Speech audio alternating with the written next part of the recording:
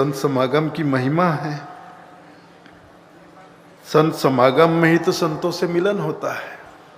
समागम का अर्थ ही मिलन होता है और संत समागम का अर्थ होता है संतों से मिलन।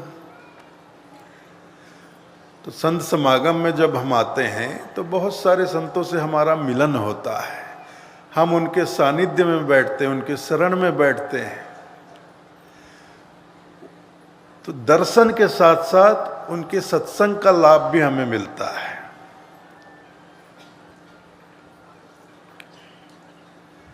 और ये संत समागम इतना सहज भी नहीं है, इतना सरल भी नहीं है कि सहजता से हमें मिल जाए या आसानी से हमें प्राप्त हो जाए। संत समागम हरि कथा तुलसी दुर्लभ दोय, सुत दारा और लक्ष्मी पापी को भी होए। गोस्वामी जी कहते हैं संत समागम और हरि कथा तुलसी दुर्लभ दो, ये दो बातें बहुत दुर्लभ है, आसानी से किसी को प्राप्त नहीं होता, सहजता से प्राप्त नहीं होता।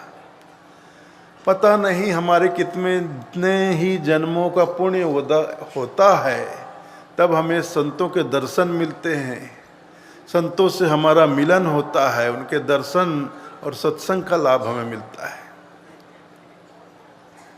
सुत दारा और लक्ष्मी पापी को भी होए। अब सुत कहते हैं बेटे को, दारा कहते हैं भाई को, और लक्ष्मी कहते हैं घर की जो लक्ष्मी होती है पत्नी।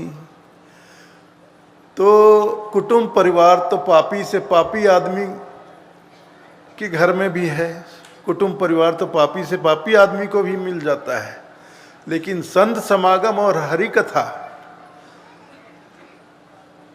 जिसके जन्मों जन्मों का पुण्य उदय होता है उसी को प्राप्त होता है।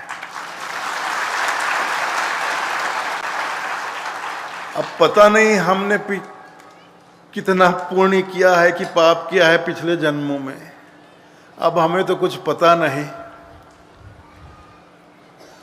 अगर पाप भी किया हो, कोई पुण्य भी ना किया हो, तो भी अगर संत समागम प्राप्त हो रहा है हमें, तो ये निश्चित ही हमारे सद्गुरु की कृपा है।